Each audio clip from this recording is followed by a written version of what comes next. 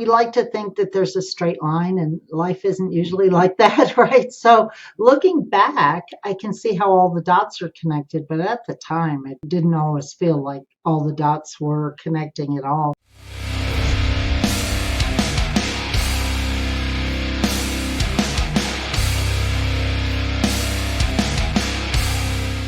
Welcome to the Ronin Mindset. My name is Steve Didier, and today we're going to have a very enlightening conversation, I'm sure, with Michelle from Michelle Coaches. Welcome to the show, Michelle. How you doing? I'm great. It's so great to connect with you here from across the world. Yes, because you are in Colorado, so we're I am. Been 11 here my hours apart, whole, 12 hours apart, something. yeah, something. It's 9 a.m. here, and you're in the middle of the night or almost Yeah, past I'm my a little bedtime, after I 10. think. So, Okay. Yeah, been here my whole adult life, and I like to travel a lot, but I always come home. yeah, it's good to have a home base. Right now, I am essentially homeless, and it's fun, but I can already kind of feel that okay, hey, any place to home base, kind of return Right. to and branch out from. But maybe I'll find that place while I'm here. Who knows? Maybe. Never know. I do love Southeast Asia a lot, and I've got all of downtown Saigon in my background, so It's the whole fantastic. skyline. I've never been. I've been to China. Um, I've been to China. That's it. I had to think for a minute. My Okay. husband's been to Thailand a few times, but I loved it. I want to explore more. It's amazing. I've spent some time here now, and obviously the cost of living is just absolutely fantastic. If you're earning money in American dollars and spending in Vietnamese dong, you are way ahead of the game Right. financially. I don't know if you can see it, but the tallest building in Vietnam is right there. It's Landmark 81. Hmm.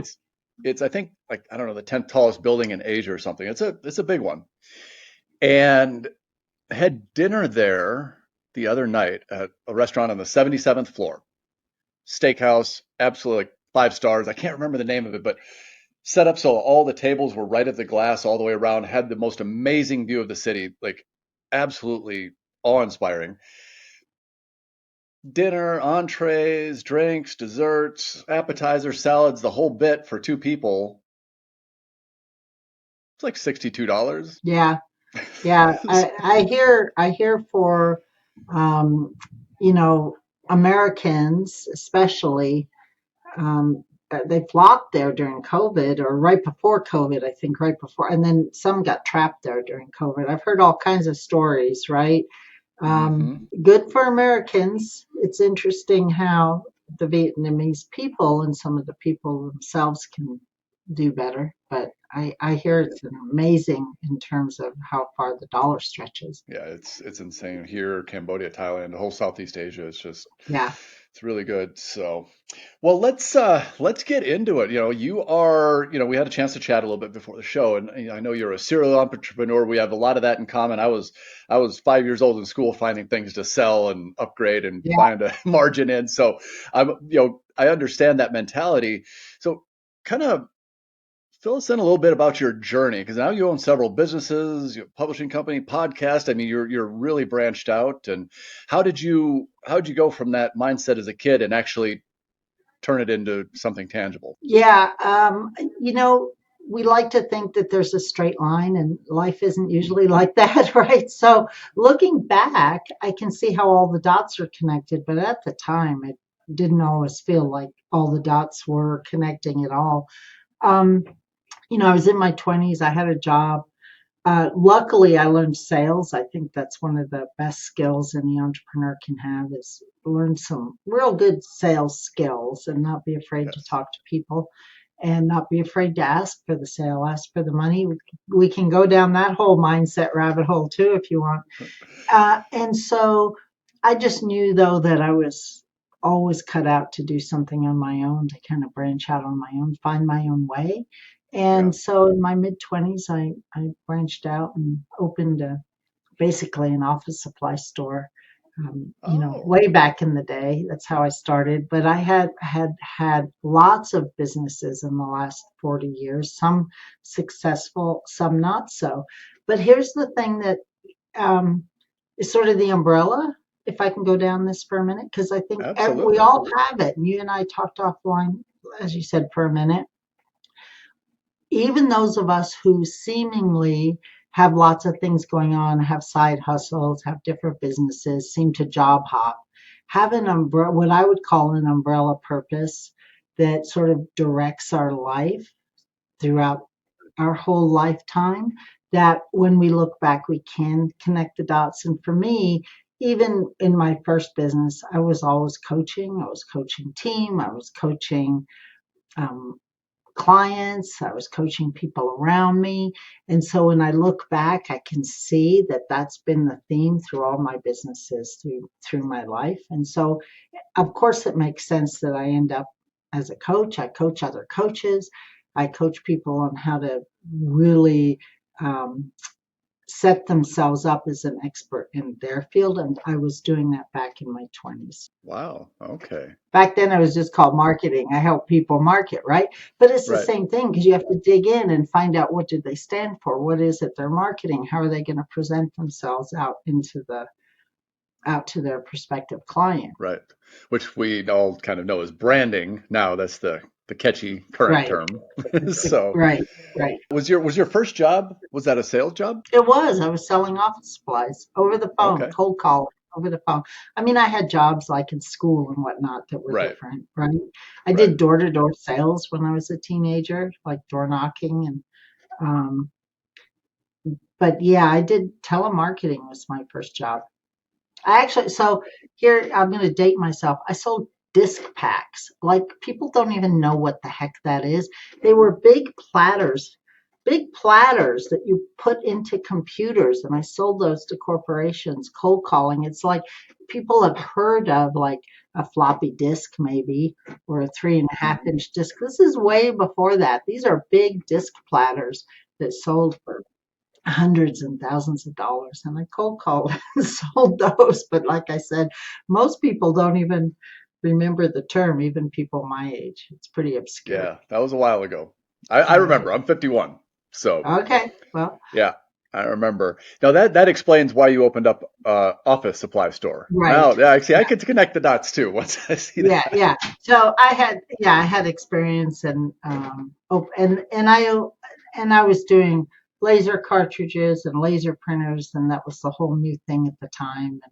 Right. So I went from selling disc packs to another company selling office supplies, basically. And again, I was cold calling companies.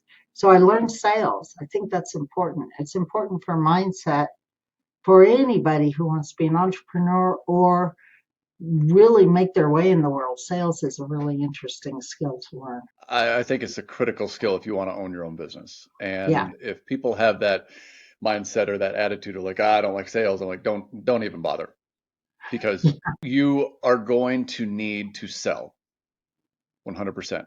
And sales is one of those skills that you carry with you. If something happens, you can get a sales job and start making good money immediately. I think people get freaked out about sales because they think they're being pushy. And really sales is again mindset, right? It's all about how we approach something. It is how are you connecting with people who need what you have? That's really all it is, right? You're not going to sell something to someone who doesn't need what you have. Like, that's not going to happen. If they buy it, they're going to return it, right? So don't go down that rabbit hole.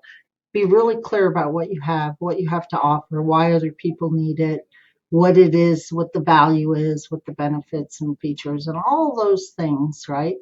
And then find those people and sell to them. And help them. Yeah, that's the thing. People don't understand, they have this weird, this image like the old school pushy car salesman who's trying to Right. screw people over. And that is so not what sales is. And I've watched over the years because my first exposure to sales was when I was,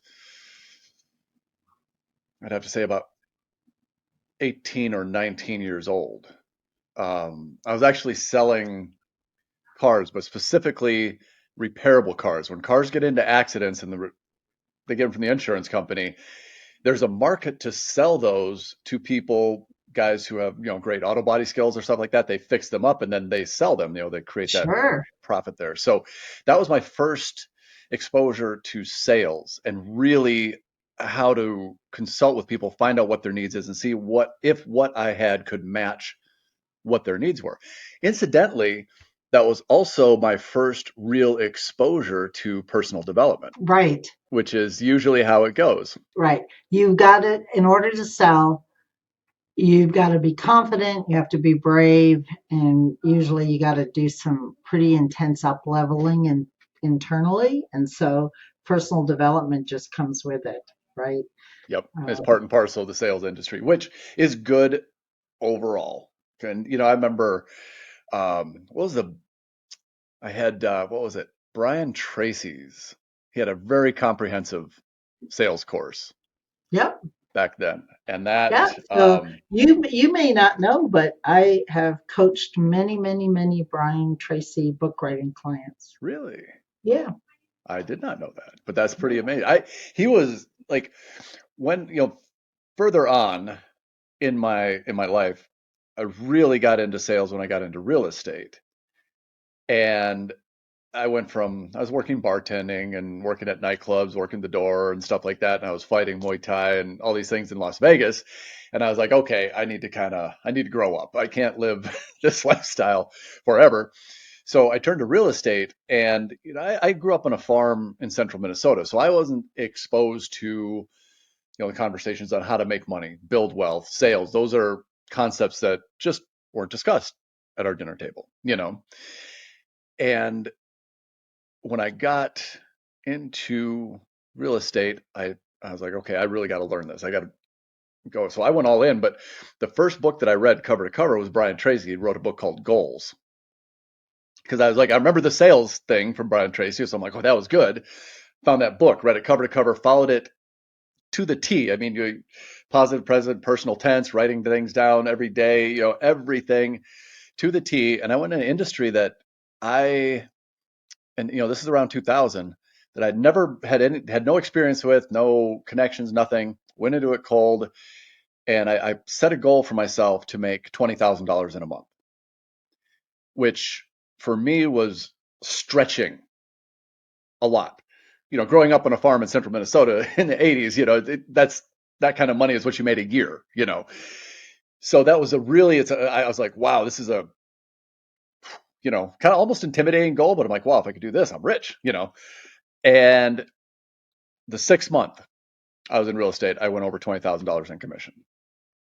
So it works. And ever since then, I was like, well, those are the wins that you stack, and like, okay, this works, and I continue down this path. So we kind of got off on a tangent there, but yeah, sales and the personal development that comes with it is a critical skill for any entrepreneur, because I've carried that with me into every single business that I've done Right. after. Right.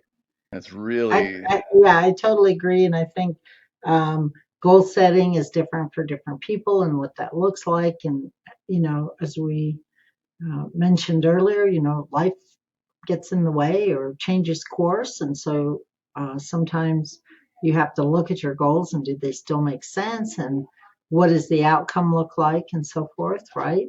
yeah, Um, Goal setting, understanding what you want in life, how you're going to get there, the best way for you to get there is all right. part of success. Understanding what you really want, I think, is important, but Yeah. what you really want, not what your parents think you should have or what society thinks you have, but getting really true to yourself on what you want authentically, you. Mhm. That takes some digging, I think. Well, and it takes trial and error. Sometimes it takes, for some people, trying things on and seeing, oh, I don't actually really like being an entrepreneur, right? Or I really don't like 9 to 5, or actually, some people actually really do. I know that's sort of not a concept people like hearing right now because it's all about nomad and being free, but actually, Right. some people do really well with structure.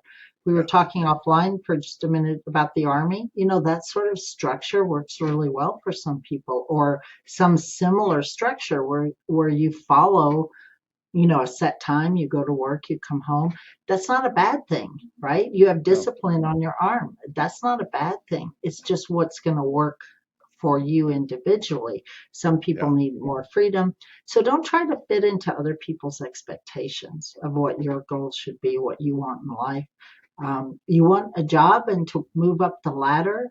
a corporate ladder, there is absolutely nothing wrong with that, right?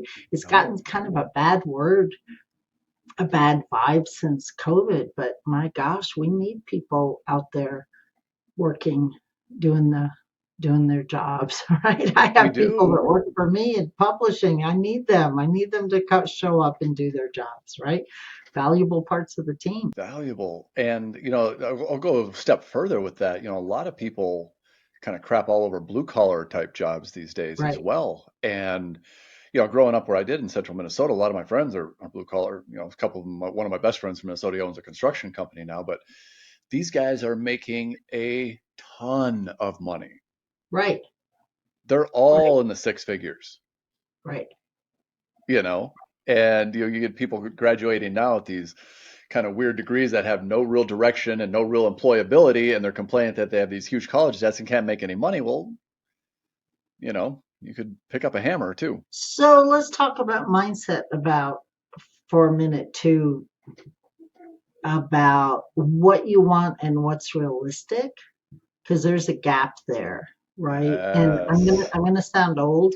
I know I'm gonna sound old here, but I part of this is understanding the opportunities that are put in front of you may not be what you want exactly today, but you're looking over a lifetime about how Yeah. you're going to grow, what your long-term goals are.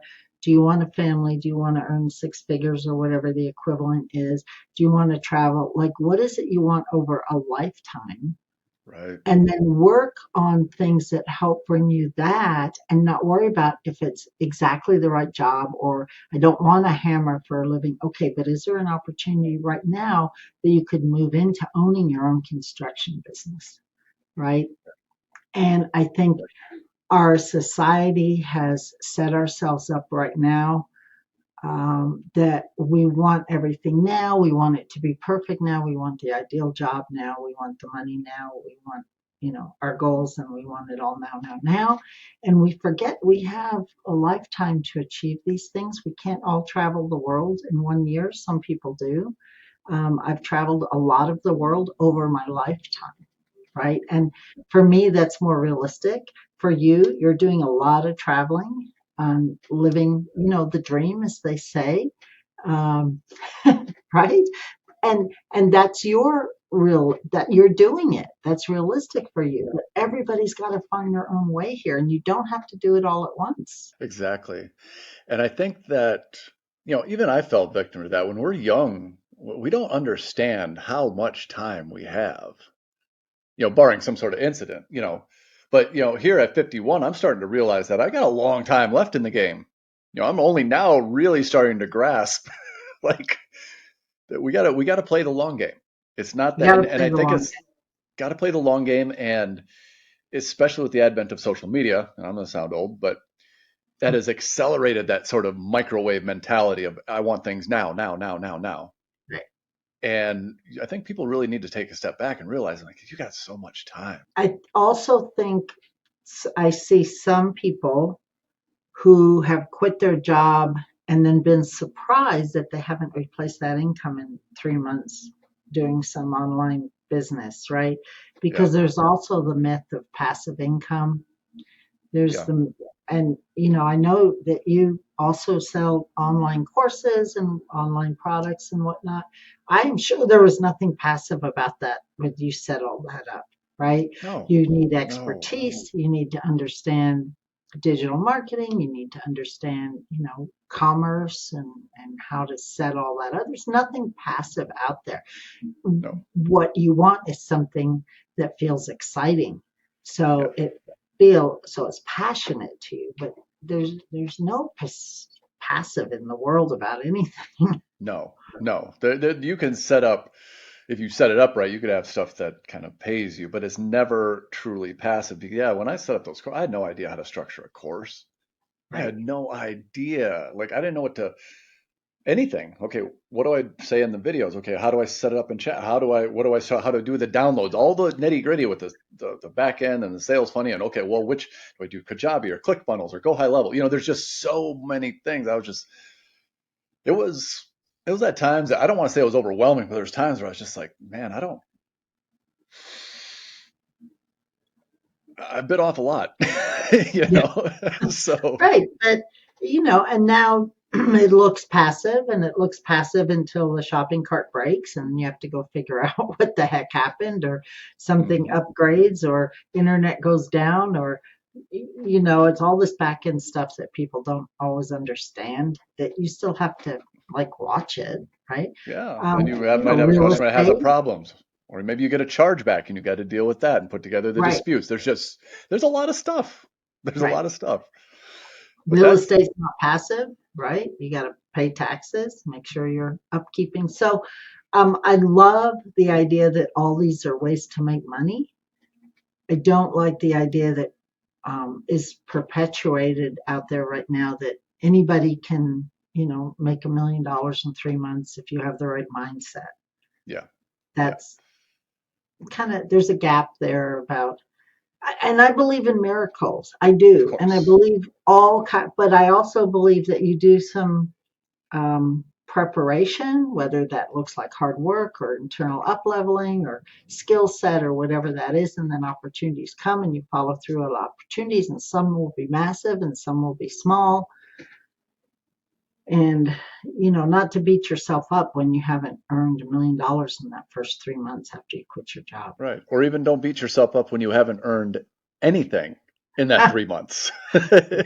Because that's one of the things that keeps when I have conversations with people about, especially about their early entrepreneurial journey, is that the mindset and the characteristic of resilience. Because you're gonna take your lumps. Right. And there's all these stories out. Oh yeah, there's people out there set up a course and hit and made $1 million in 3 months. But the exception does not disprove the rule. And the rule is you've got to bust your ass. You've got to become an expert in your field. You have to put in the work. You have to put in the sleepless nights, and you're not going to get it any other way. And the key is to find something that you're passionate about to hold you so that you can be resilient and Yeah, not to take it personally when the lumps come. Because yeah, you may need to learn some skill. You may need to listen to your clients if something goes wrong and you get lots of chargebacks, but it's not about your worth in the world, right? right. It's not about, am I worthy to be alive on this planet? No. And what happens is sometimes we get a client who says, I want my money back. And then we take it really personally. And Yeah, it's not about us. It's never about us. never is. It's a numbers game. There's going to be a certain amount of clients that just want their money back no matter what. And that's just an opportunity for us to polish our product, get better at selling, find the right matches of who wants to buy, up leveling our game so we don't take it personally, understand that we can go to the next level. Our client who wants their money back goes to the next level, so forth. Yeah, exactly. So we talked a lot about the general entrepreneurial journey, but you might be able to speak on something I can't, which is the journey of the female entrepreneur versus the male. Did you find, I mean, obviously you've been doing this a long time and things have changed a lot in the last 40 years, Right, right. but do you find that you have to address certain specific issues or problems as a female entrepreneur? I'm sure I do, but it's so ingrained in me that the things that are different is I was the one. So my husband worked. I've been married a long time. I was the one that took my kid to school, picked my kid up from school, and I chose to do that, right? Right. So I was the primary person to do all of that. And so that does change a little bit. And today's society is different, right? But Yeah. being a mom generally means you have more skin in the game with your family as well as being an Right. entrepreneur. So even though my daughter kind of still says she remembers it differently, I tried to work mostly when she was at school Right. and maybe a little bit more at night or early in the morning. She thinks, I worked all the time, but I didn't. I picked her up from school every day, right? Right. Those kinds of things makes being a woman a little different. We tend to be caregivers for our family. Obviously, I'm making big generalizations. That Yeah. tends to still be true. So, my parents, my family, all of that. When somebody's sick in the house, it's usually the women that keep going and power through. Right. Sometimes men as well, but Well, I men are don't want to babies get when we're hate mail. sick. Men are Yeah, I don't babies want when to we're get sick. hate Come mail. on. Men are babies. Yeah, We please are. don't send either of us hate mail. Um, you know, women like, you know, live through childbirth and cramps and all kinds of things, and sometimes men get, a runny nose and go to bed. Oh, So, yeah. but again, Yeah. don't send me hate mail on that. But No. generally, as a woman entrepreneur, we think about those things, and we have to take that into account. That also makes me more empathetic to other women that work with me and on my team. Right. And right. And I think that makes me a better boss. And it's a challenge sometimes, but our society's changing where the whole workplace is becoming more flexible now, right? Yeah. Especially since COVID. But as you mentioned, I've been doing this a long time, so I've always had this flexible workplace. If you need to leave, leave. Um, Yeah. when my husband was working full time, they did not have that at all in his workplace. Like there was no flexibility, right? Yeah. You can't just take off in the middle of the day because your kid's sick, Yeah. suck it up and deal with it. That whole culture has changed a lot in the last 5 years. Yeah. And, you know, I like to think that I've been ahead of that curve a little bit, but I think as a woman, it makes me more empathetic and open to that culture change too. Yeah. I think that, I've seen a lot of that culture change, and there's some good aspects to it, but there's been some negative outcomes to it as well. I see a lot of people being very entitled, like they have no concept of, okay, what can I do for the company? It's all like me, me, me, me, me, me. I don't really want to have to work that much, but I want this and I want this and I want this and I want this and I want a salary that's commensurate with 20 years experience, even though I'm just starting and never done it before. There's kind of been it's a change. And I think a lot of it has been for the positive, but there's been some other aspects of it that I'm just like head scratcher. I'm like, It's hard to put together a culture. I think it's difficult to have a team culture where staff and team feels like they're part of a bigger purpose and they want to work and they're excited to show up. Um, that's not an easy thing to pull together. I believe we have it right now on our team. I've not always had it. And sometimes you get one person on the team that just pulls the whole team down, and then you have to make hard decisions, about letting people go. Um, that we have that right now, and that's not because of me, that's because of someone on my team in their 20s who works hard to pull that together for the whole team, right? oh wow, That's so she took that upon herself to make sure that that happens, and it's amazing and it's great. And she does all the virtual parties and all kinds of stuff, right, to pull that's team so together. cool. Um, but I think that's part of it. If people don't want to just go work for a paycheck anymore, they want to feel like they're making a difference in the world, that they're here for a purpose, that work matters, that there's meaning to their life, especially if they're giving, 8 hours a day to it. And I think a sense of belonging too. You mentioned that before, but I think that's very important. Being like they belong to and are contributing to something greater than just themselves. Right. And that's a powerful feeling. You know, if We you all can, want it. yeah, And we I all think do. it used to come more from family. Yeah, I think, generations before, and there's less of that in the family now. Some yeah, families obviously still have it, right? But we don't have big extended families so much anymore. We don't have that sense of safety in family that we used to have. So people are looking for that belonging. that's absolutely right.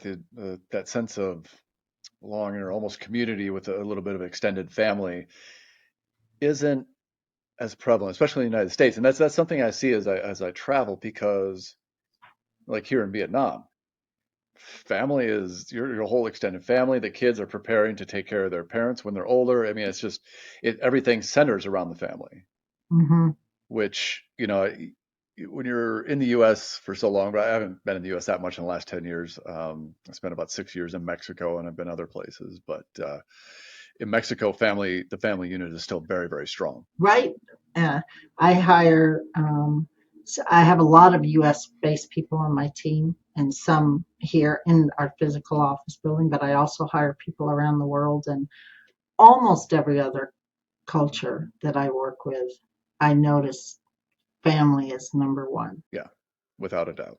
Without a doubt. And that's, I think there's something to be said for that. I really do, you know. Well, yeah, yeah, I mean, I'm old school, but I don't think I think the statistics would agree with me. When you start looking at, you know, the statistics of children raised in single mother households as opposed to nuclear families, and the you know 80% more likely to end up in prison, you know, all these numbers across the board, I think kind of indicate that, you know, that family structure is valuable, especially for younger children as they're growing up. well, I want to take it a bit further because I think what we're really talking about, though, is extended family. Because in Thailand or Mexico, there's plenty of single mothers, right? There's Right, plenty, but there's extended family. There's cousins, there's grandparents, there's aunts, there's uncles. So you have a whole support system. So it's not this nuclear family unit that we're used to in the US, right? It's right, you can be a single mom, but it's like, where's the rest of your community? Where's right. all the aunts and uncles, right? It takes a So village, right? it takes a bit, right? My husband's a single child, my daughter's a single child, my neighbors, three of my neighbors all had single children, right? So there's no extended family anywhere for any of those kids. Right.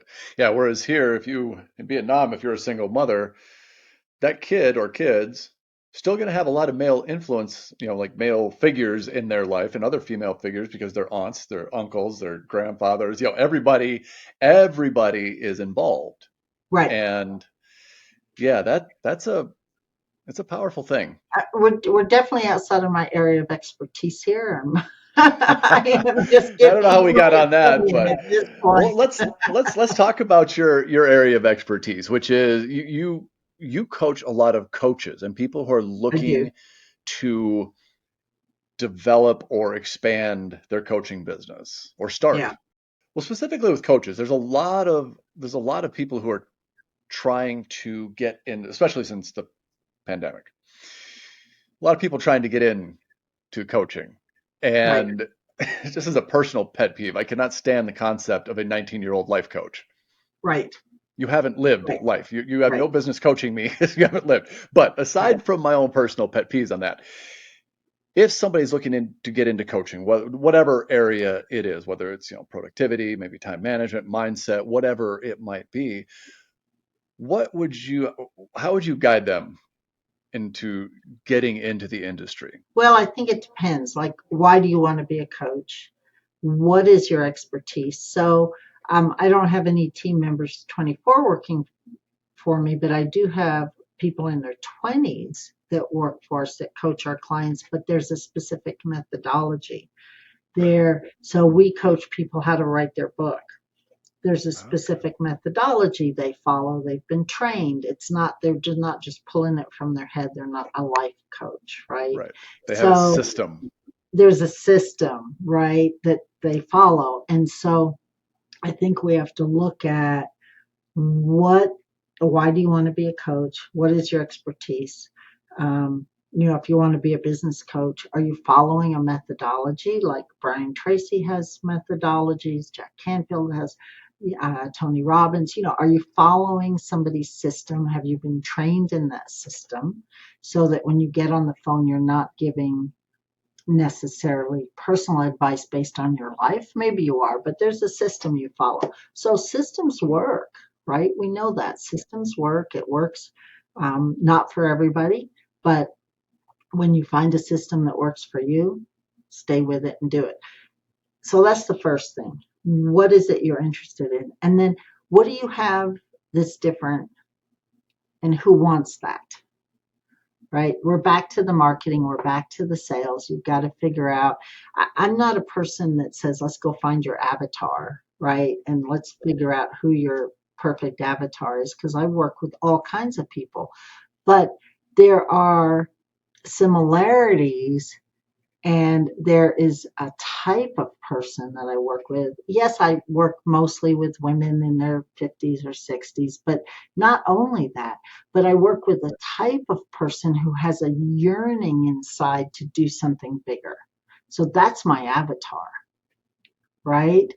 And so you have to find what you have inside and then who needs what you have. And then, the third piece of that is, what are they going to pay for it? What's the value? What is your value? What are they going to see the value as?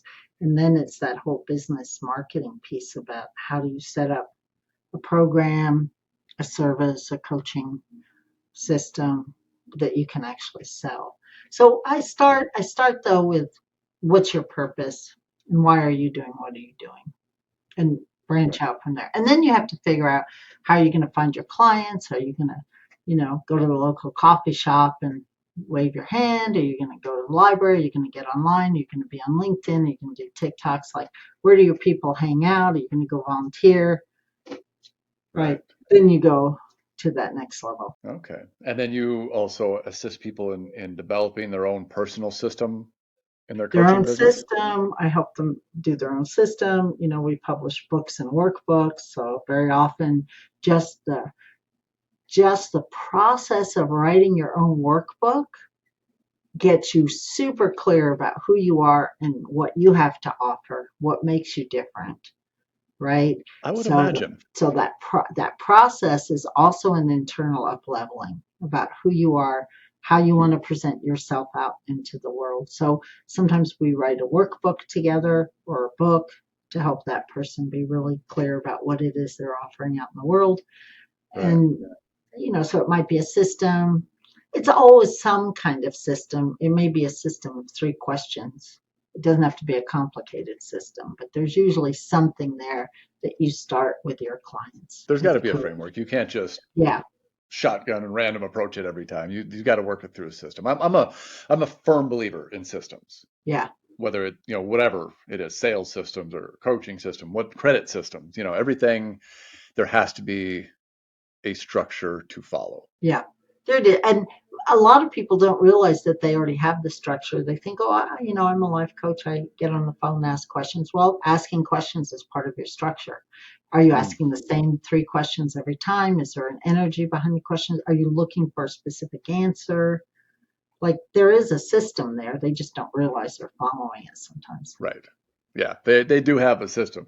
Now with you, do you when you're taking on a coaching client, somebody who's looking to develop or build a coaching business, do you have an interview as part of your system? Do you have an interview with them to see if it's a correct fit for you? So that's a great question. I used to do a lot more of that. By the Right. time someone finds me and they get on my calendar, they've usually self-identified pretty well. Like Okay. you look at me, I'm an old hippie. I got big earrings. You either get me or you don't, right? Right. So right away, you're going to have a bunch of people look at me and say, she's not a fit.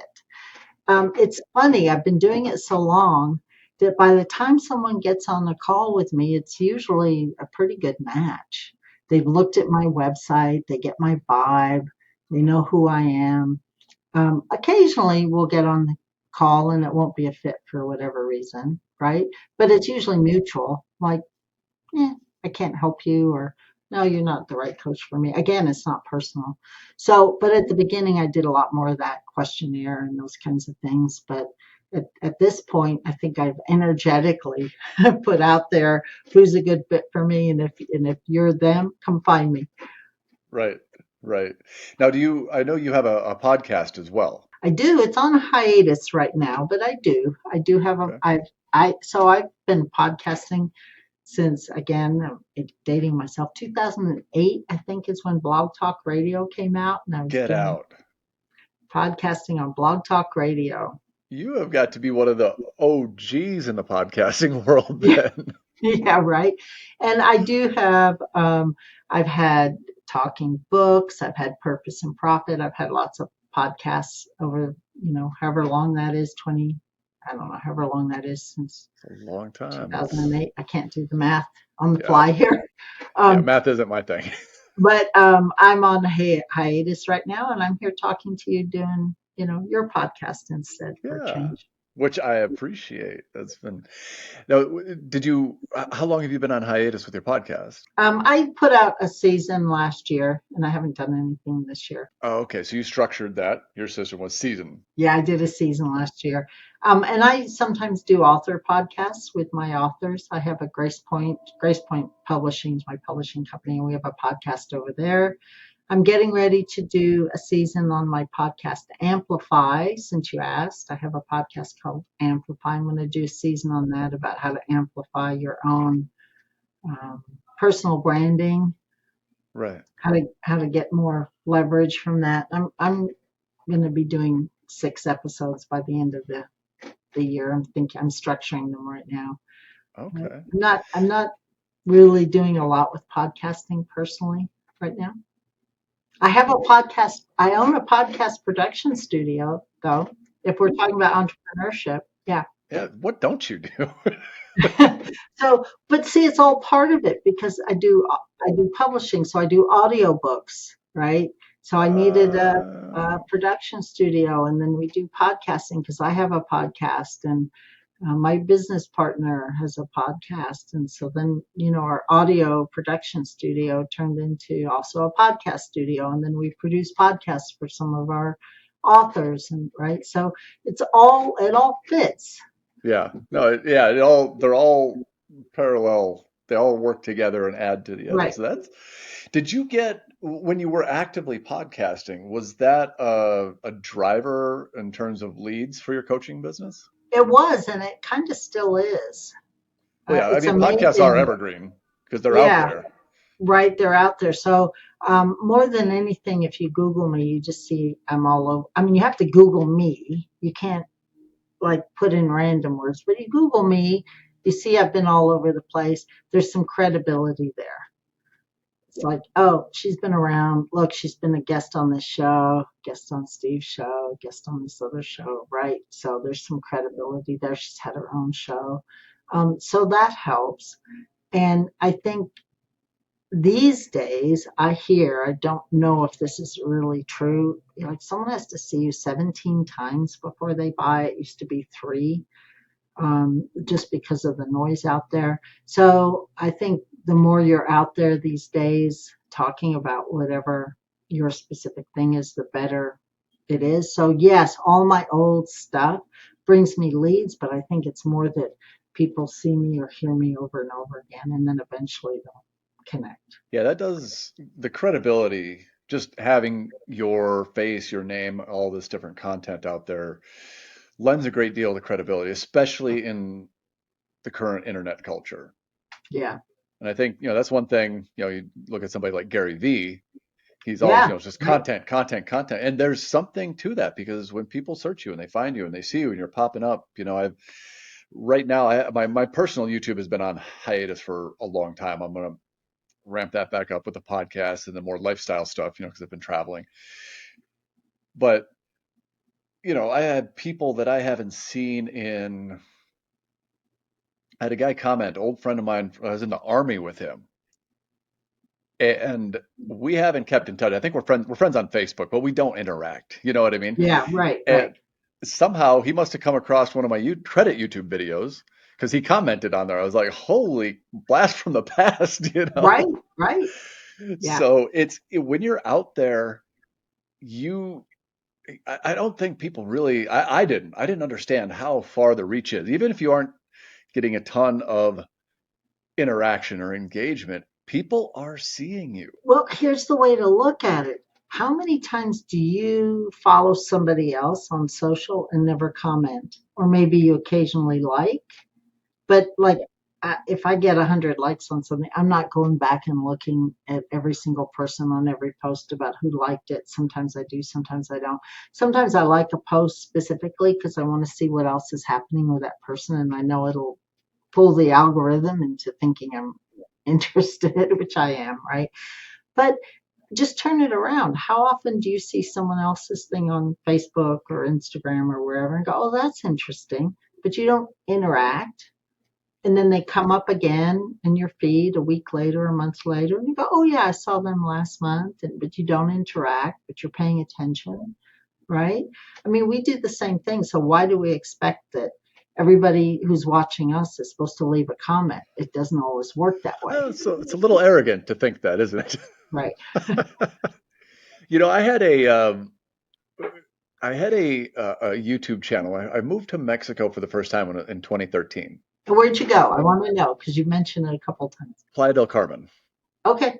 That was different back then. Yeah, it was a lot different, and it was a little over 10 years ago when I moved there.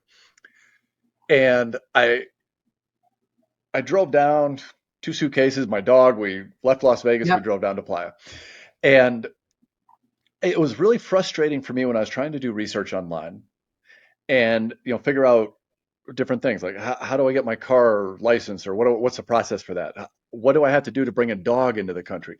All of Right. these different things. What's the internet like in Playa del Carmen? All these different things.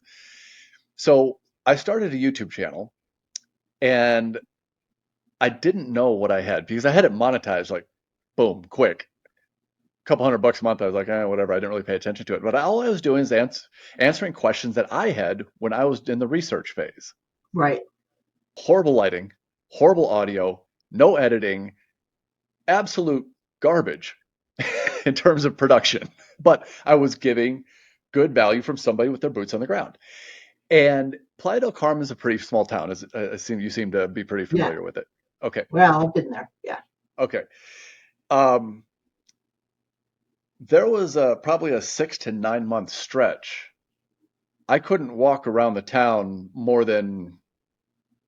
no more than a week without somebody I didn't know stopping me in the streets and being like, "Oh my God, you're that guy from YouTube," or "Oh, you're the guy from YouTube. Oh man, you changed my life. I was kind of 50-50. I wanted to move down here, but I didn't really know." He's like, "But your YouTube channel made me pull the trigger," and Wow. it blew my mind. One guy introduced me to his kid. I was walking to the gym. He's like, "Hey, hey, hey!" I'm like, "Oh, what's going on?" He's like, "You're Steve from YouTube." I'm like, "Yeah, yeah." He's like, "Oh, do you have a second? I want to introduce you to my son." And then he ran over and he grabbed his kid, who's about 8 or 9 years old, and he was like, "Remember, we watched his videos?" And the kid's like, "Oh my God, you're Steve." Oh, You're I was like, famous, right? I was even telling a friend of mine this because I was like in awe. I'm like, what the heck? I didn't realize. And we were sitting at a coffee shop there, and I was telling him about it, and he's like, "Shut up," you know. And then YouTube famous before it was a thing. yeah, and not five. We passed that part of the conversation. We were talking about something else, but it's about 5 minutes later, and there was a couple sitting next to us, and the guy stood up and he came over. He's like, "Hey guys, I'm sorry, I don't mean to interrupt, but you got that YouTube channel, the Mexico Minute, right?" I was like, and my friend is like, "No, no, you paid him, you paid him." But I didn't realize that. I didn't even comprehend. If I had kept that up, that channel would be huge right now because getting in at YouTube back in 2013 Right. Right. and it got monetized like that, and I had I think I still have almost 6,000 subscribers, and I haven't done anything with it for 11 or 9, 10 years, something like that. Right. So it's funny, I would get comments, but that just goes to show there are people watching, and you do have an effect, and they do pay attention. Right. And you never know. I have people that contact me, say, "Oh, I've been following you for years." See, that's amazing. That's amazing. I think a lot of people get frustrated when they start putting out content and they don't see an immediate return. Well, we're back to, we're going full circle It here, always right? comes full circle, doesn't it? Yeah. Longevity, being it for the long haul, practice, get better at what you do, keep going, get out of bed every day. That's the first step, right? Especially some of our younger generations, have a hard time with that some days. It's a lot of anxiety on the planet right now. Yeah, there really is. What do you recommend in terms of dealing with that kind of anxiety and with everything that's going on right now? So I'm not a therapist. I'm not a doctor. I do have a couple teenagers in my house. I would That say, probably makes you more qualified. I would say, uh, the only resources we have for this world that we're faced with right now is internal creativity, ingenuity, intuition, spiritual guidance, whatever that means for you, It's very and individual, but resilience. necessary. And resilience, right? I mean, math and English is going to help you, but I don't think it's really going to take us where we need to go on the planet. I think it's critical thinking. And the Yeah. only way to discern if you're doing your own critical thinking or being brainwashed is by making sure that you're cultivating your own creativity, your own intuition, your own internal guidance system. That's So that hugely that's important. that's where I think we all need to go, and I think that's what's going to help our younger generations get out of anxiety, because they have to learn how to tune out all that noise. That's all they've heard their whole life. Like, I grew up without all that noise, so did you, but Hmm. that's all they've had is the Yeah. phone and the noise out there, um, and access to information about wars that I didn't have access to 24/7 every minute, right? Right. And so you got to cultivate some inner strengthening to be able to deal, and then, go hug a tree, get outside. Yep. Well, I would absolutely expect the tree hugging because from a self-professed hippie, Yeah, how much, right. be honest, how much time do you spend in Manitou Springs? I don't spend that much time in Manitou Springs. Colorado Springs is just as cool, but I love Manitou Springs. It is. It's a cool spot. So if you're talking about the pot thing, so Manitou is like pot legal. I am like an old hippie. I've been there, done that, self-developed. Don't need any of that, but it's totally legal in Colorado. Completely legal in Colorado. That actually wasn't what I was referring to, though. But isn't Manitou Springs supposed to be some sort of very specific energy divergence? There's supposed to be some sort of natural power there. Well, I think it's our mountain, Pikes Peak, and that's Colorado Springs as well. Yeah. Yeah, I think our mountain is very. Um, I do believe it's an energy portal. I think so. Now we're going down the woo route, but Yep. Colorado Springs has a lot of religious organizations here. Yeah. And back in the 80s, it was kind of known for that. Yeah. All the Christian organizations, they're all still here. I believe a lot of people were drawn here because of the spiritual energy. Yeah. So, That seems to be what I obviously my first impressions of Colorado Springs were somewhat different because I was ended up on Fort Carson. right, So right, there was when I was communing with nature, it was a completely different way. It was Pinyon Canyon and freezing our butts off and blowing things right. up, but it was a good time. I really did enjoy Colorado Springs. I did. Well, maybe someday on your travels you'll come back, or I'll end up in your part of the world. Hey, I have been meaning. I actually drove through Colorado. I went from earlier this year. I went from Mexico to Texas, and I drove from Texas all the way to Phoenix, and then Vegas, and then I drove through Colorado up to Minnesota, where my parents are. And I was gonna stop in. I spent a little time in Vail, but I didn't really spend any time on Springs. But the mountains were just. It's when you haven't been there for a while, and then you see them again, you're just like, wow, Yeah, it's beautiful. beautiful. It Colorado's really beautiful. is. It's absolutely stunning. So, well, hey, we'll call this for this particular time, but I really appreciate some of the insights that you gave on that, It's especially on the been fun coaching just and hanging out, right? yeah, yeah, those are the best kinds of conversations. Those are the best kinds of conversations. But yeah, I really, I think even just for my own personal self, I think there's a lot of really good value there, and especially when you're talking about the different coaching and different things like that. Because I know we mentioned when we talked really a bit before the show, you mentioned definitely writing a book, or if you haven't written a book, write a book. If you have a book written, publish it as far as your personal brand. And I think that's a really really strong advice. It's always work on yourself, and then how are you going to put that out in the world? And a book is one way to do it. A podcast is a way to do it, and you're going to have both. Cover it all. cover it all. YouTube and podcast and everything. So, well, thank you so much, Michelle. I really appreciate your time and being with us this morning or evening or wherever it is. If people want to find you, what's your socials? Where should they go to find you? Head over to michellecoaches.com. You'll see my Facebook group. You can text me from there. You can email me. You can book a call. That's the easiest way. It's like my little link tree, michellecoaches.com. michellecoaches.com. Look her up. Thank you. Thank you very much.